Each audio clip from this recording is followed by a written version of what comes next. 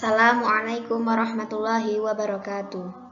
Alhamdulillahirrabbilalamin. Assalatu wassalamu ala asrafil anbiya'i wal mursalin Sayyidina wa maulana Muhammadin wa ala alihi wa ashabihi ajmain amma ba'd.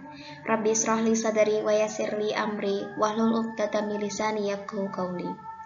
Yang saya hormati Ibu Khairani selaku dosen pembimbing mata kuliah Psikologi Industri dan Organisasi, serta yang saya sayangi teman-teman dari kelas Psikologi 3B. Pertama-tama, marilah kita panjatkan puji syukur kehadirat Allah SWT yang telah melimpahkan rahmatnya kepada kita semua, sehingga pada kesempatan kali ini kita dapat belajar bersama dalam kuliah organisasi dan industri. Pada kesempatan kali ini, perkenankanlah kami dari kelompok 8 untuk menyampaikan materi mengenai kepemimpinan organisasi. Kami dari kelompok 8 beranggotakan Putri Ayu, Putri Hastasya Fitri, Aris Damayanti, dan Silva Khairuning Tias Rahmatillah. Masuk ke materi, kami dari kelompok 8 ingin mengajak teman-teman sekalian untuk menganalisis kasus yang ada di lingkungan organisasi dan industri. Kami mengangkat topik tentang pengaruh gaya kepemimpinan terhadap kinerja karyawan di PT Telkom Indonesia Cabang Batam. Nah, linknya ada di sini, teman-teman bisa mengaksesnya, nanti akan ditaruh di description box. Analisis kasus yang kita simpulkan yaitu, kepemimpinan sendiri merupakan suatu ilmu yang mengkaji secara komprehensif tentang bagaimana mengarahkan, mempengaruhi, dan mengawasi orang lain untuk mengerjakan tugas sesuai dengan perintah yang direncanakan. Menurut Fahmi 2014. Sedangkan kinerja karyawan merupakan kemampuan, penampilan, prestasi, dan kapasitas seorang karyawan. Dalam kasus tersebut diketahui bahwa gaya kepemimpinan memiliki pengaruh yang signifikan terhadap kinerja pada perusahaan PT Telkom Indonesia Cabang Kota Batam. Jadi di sini adalah peran antara pemimpin dan juga karyawan. Mereka memegang tanggung jawab sendiri-sendiri. Pemimpin akan mendominasi sebuah pekerjaan karena koordinasi ada di tangan pemimpin. Maka dari itu, pemimpin sangatlah penting bagi sebuah organisasi. Analisis kasus yang kedua yaitu mengenai Tedros Adhanom berpeluang kuat pimpin WHO lagi pada kompas.com. Kita tahu bahwa WHO merupakan sebuah organisasi yang besar yang menaungi banyak sekali negara-negara yang ada di dunia ini dalam bidang kesehatan. Analisis kasus yang kita ambil yaitu salah satu faktor penting dalam memimpin suatu organisasi adalah sikap pemimpin yang baik, dapat bekerja secara efektif dan efisien, dan juga mampu bertanggung jawab dengan tugasnya. Pada kasus ini, Tedros Adhanom dinilai mampu memimpin WHO pada periode selanjutnya. Dalam kasus tersebut, Tedros mendapatkan banyak dukungan untuk menjadi sekjen WHO 2 periode yang setidaknya 17 negara Eropa dan kawasan lainnya mendukung Tedros. Tedros sendiri pernah memimpin perjuangan global melawan pandemi COVID-19 dan memperjuangkan akses benua hitam ke vaksin. Hal tersebut yang membuat Tedros mendapat dukungan dari negara-negara Afrika. Jadi, Tedros Adhanom ini diyakini dapat memimpin WHO kembali karena kinerjanya yang sangat bagus. Orang-orang yang ada dalam organisasi tersebut, petinggi-petinggi yang ada di organisasi tersebut menaruh keyakinan bahwa Tedros Adhanom adalah sosok pemimpin yang mampu membawa organisasi tersebut ke arah yang lebih baik lagi pada periode selanjutnya. Latar belakang. Kepemimpinan merupakan tema yang populer, yang tidak saja dibicarakan dan diteliti oleh para sarjana ilmu-ilmu sosial, ilmu perilaku, tapi yang dibicarakan pula oleh masyarakat pada umumnya. Meski telah banyak teori kepemimpinan yang dikembangkan, belum ada satu teori pun yang dirasakan paling sempurna. Dalam kepemimpinan, terdapat hubungan antara manusia, yaitu hubungan mempengaruhi dari pemimpin, dan hubungan kepatuhan para pengikut atau bawahan, karena hal tersebut dipengaruhi oleh kewibawaan pemimpin. Para pengikut terkena pengaruh kekuatan dari pimpinannya, dan bangkitlah secara spontan rasa ketaatan kepada pemimpin. Kepemimpinan. Kepemimpinan merupakan proses mengaruhi, mengarahkan, atau memberi contoh kepada pengikutnya untuk mencapai tujuan organisasi yang diharapkan. Fungsi kepemimpinan dalam organisasi. Fungsi kepemimpinan tersebut memiliki dua dimensi, yaitu dimensi yang berkenaan dengan tingkat kemampuan mengarahkan, direction, dalam tindakan atau aktivitas pemimpin. Dua dimensi yang berkenaan dengan tingkat dukungan, support, atau keterlibatan orang-orang yang dipimpin dalam melaksanakan tugas-tugas pokok kelompok atau organisasi. Dapat dibedakan dalam 5 fungsi pokok kepemimpinan, yaitu A. Fungsi instruktif, B. Fungsi konsultatif, C. Fungsi partisipasi, D. Fungsi delegasi, E. Fungsi pengendalian. Pola hubungan antar tenaga kerja dalam organisasi.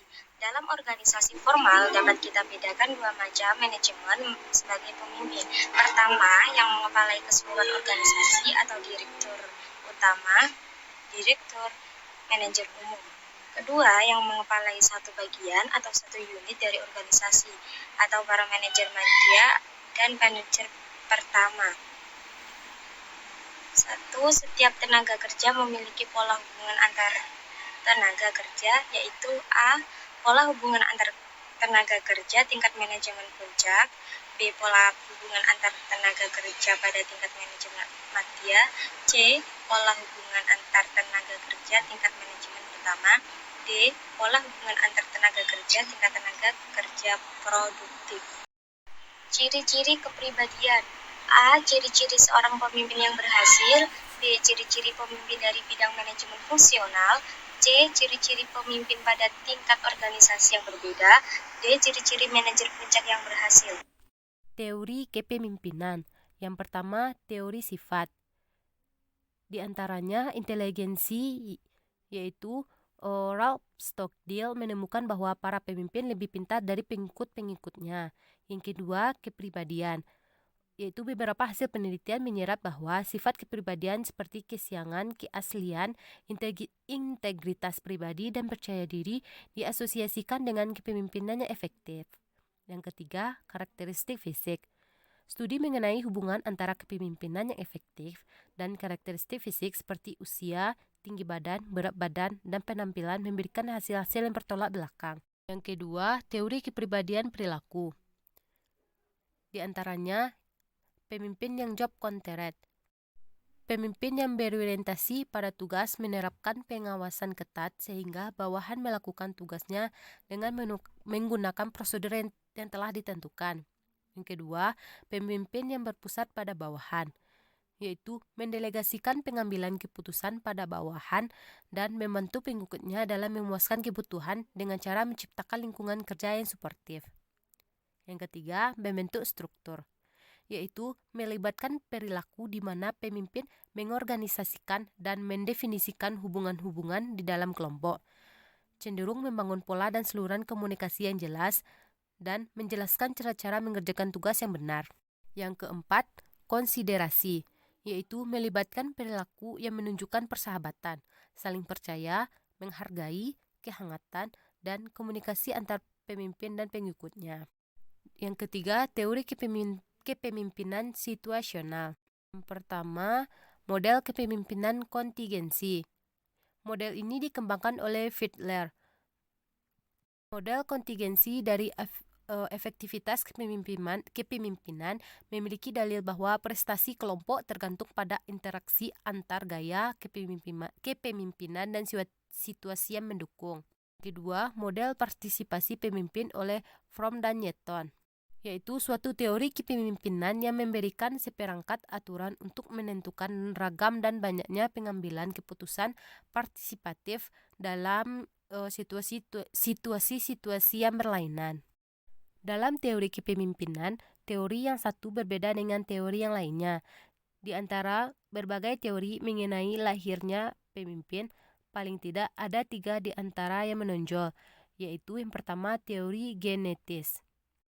Inti dari teori ini tersimpul dalam Leaders are born and not made, bahwa penganut teori ini mengatakan seseorang pemimpin ia telah dilahirkan dengan bakat pemimpin, Dalam keadaan bagaimanapun, seorang ditempatkan pada suatu waktu, ia akan menjadi pemimpin, karena ia dilahirkan untuk itu.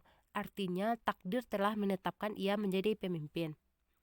Yang kedua, teori sosial. Jika teori genetis mengatakan bahwa leaders are born and not made, maka penganut-penganut sosial mengatakan sebaliknya, yaitu leaders are made and not born. Yaitu penganut-penganut teori ini berpendapat bahwa setiap orang yang akan dapat menjadi pemimpin apabila diberi pendidikan dan kesempatan untuk itu. Yang ketiga, teori ekologis. Teori ini merupakan penyempurna dari teori genetis dan teori sosial. Penganut teori ini berpendapat bahwa seseorang hanya dapat menjadi pemimpin yang baik apabila pada waktu lahirnya telah memiliki bakat-bakat kepemimpinan. Bakat itu kemudian dikembangkan melalui pendidikan yang teratur dan pengalaman-pengalaman yang memungkinkannya untuk mengembangkan lebih lanjut bakat yang memang telah dimilikinya itu. Interaksi pemimpin dengan bawahan. Yang pertama, kepentingan transaksional. 1. Kontingen reward. Jika bawahan melakukan pekerjaan untuk kepentingan perusahaan yang menguntungkan, maka mereka dijanjikan satu imbalan setimpal, yaitu berupa reward yang memuaskan bagi dirinya. Yang kedua, manajemen by execution active. Manajer secara aktif dan ketat memantau pelaksanaan tugas pekerjaan bawahannya agar mereka tidak membuat kesalahan dan gagal dalam melaksanakan pekerjaan. Ketiga, manajemen by exception passive. Manajer baru bertindak setelah terjadi kegagalan bawahan untuk ketiga kalinya, atau setelah benar-benar timbul masalah yang serius. Dalam ini, manajer berpandangan bahwa ia belum akan bertindak jika belum timbul masalahnya atau belum ada kegagalan. Yang keempat, laissez-faire, yaitu manajer membiarkan bawahannya melakukan tugas pekerjaannya tanpa ada pengawasan dari dirinya. Kedua, kepemimpinan transformasional. 5 aspek kepemimpinan transformasional, diantaranya yang pertama, atribut karisma, yaitu pemimpin mendahulukan kepentingan perusahaan dan kepentingan orang lain Pemimpin mendahulukan kepentingan perusahaan daripada kepentingan diri mereka. Ia sebagai pemimpin perusahaan bersedia memberikan pengorbanan untuk kepentingan perusahaan.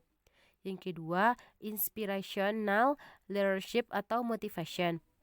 Pemimpin mampu menimbulkan inspirasi pada bawahannya, antara lain dengan menentukan standar-standar tinggi, memberikan keyakinan bahwa tujuan itu dapat dicapai. 3. Individualist consideration. Bawahan merasa diperhatikan dan diperlakukan secara khusus oleh pimpinannya.